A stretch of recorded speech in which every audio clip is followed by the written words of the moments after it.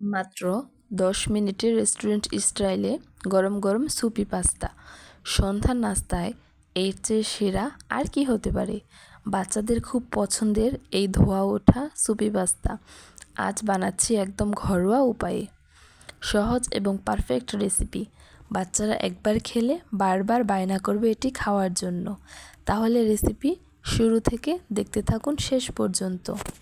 Pasta বানানোর জন্য প্রথমেই আমাদের লাগছে পাস্তা। আমি এখানে 1 কাপ পাস্তা নিয়েছি। তারপর এটাকে একটু পানি দিয়ে ভিজিয়ে রাখবো, জাস্ট 3 থেকে 5 মিনিটের মতো। এর বেশি ভেজাতে যাব না, তাহলে আবার নরম হয়ে যাবে। এখন আমাদের লাগবে আলু, যে কোনো সবজি নিলেই হবে। আপনারা এখানে গাজর, ফুলকপি, ব্রোকলি, টমেটো, ক্যাপসিকাম এগুলোও ইউজ করতে পারেন। আমাদের বাসায় আজকে তেমন কোনো সবজি ছিল না, যার কারণে আমি শুধু আলুটাই ব্যবহার করছি।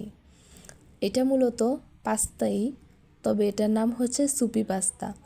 মানে হচ্ছে পাস্তাটা একটু স্যুপ স্যুপ থাকবে। সব সময় ভাজা পাস্তা মানে তেলে রান্না করা পাস্তা খেলে তো এই গরমের মধ্যে বাচ্চাদের পেটে সমস্যা হতে পারে। আর ইদানিং যাবৎ সাফা মারোয়াকে একটু তেল জাতীয় খাবারটা কম খাওয়াচ্ছি। বিশেষ করে বাহিরের কোনো খাবারই তাদেরকে আমি দিচ্ছি না, শুধুমাত্র কেক এবং বিস্কিট ব্যতীত। তো যার কারণে আমি চিন্তা করলাম যে অয়েল দিয়ে পাস্তাটা রান্না করব না, আমি একটু স্যুপ করে রান্না করব। আর তরল জাতীয় খাবার তো বাচ্চাদের শরীরের জন্য অনেক ভালো। তো প্রথমে পাস্তাটাকে সেদ্ধ করে নিয়েছি, বেশি না, মাত্র 5 থেকে 10 মিনিট সেদ্ধ করে নিলেই হয়ে যাবে।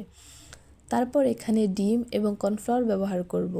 ডিম তো বাচ্চাদের জন্য আরও ভিটামিনযুক্ত একটি খাবার, তবে সেদ্ধ ডিম এই গরমে বাচ্চাদেরকে না খাওয়ানোই ভালো। যার কারণে ভাজি অথবা বিভিন্ন তরকারি দিয়ে খাওয়ালে অনেক বেশি বেটার হয়। আপনারা চাইলে সবজি দিয়েও ডিমটা বাচ্চাদেরকে রান্না করে দিতে পারেন। তো এখানে আমি হালকা পরিমাণে রসুনটাকে ভেজে নেওয়ার পর যে আলুগুলো সেদ্ধ করে নিয়েছিলাম সেই আলুটাকেও সটে করে নিয়েছি।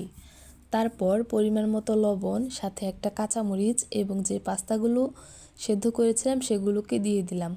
3 থেকে 4 মিনিট নাড়াচাড়া করার পর আমি যেই পাস্তা সেদ্ধ করা পানি ছিল, মানে পাস্তার স্টক ছিল, ওইগুলোকে ফেলে দিইনি, এগুলোকেও দিয়ে দিলাম। তারপর কর্নফ্লাওয়ারটা দিয়ে দিলাম। এখন আমাদের আর কোনো কিছুই দিতে হবে না, লাস্টলি শুধু আমরা ডিমটা দিয়ে চুলা থেকে নামিয়ে ফেলবো। আমাদের কিন্তু সুপি পাস্তা একদম রেডি হয়ে যাচ্ছে।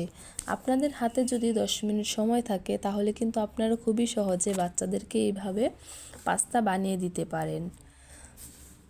গরম গরম এই পাস্তা ট্রাই করুন। এমন আরও সহজ রেসিপি পেতে এখনই আমার পেজটিকে ফলো দিয়ে পাশে থাকবেন।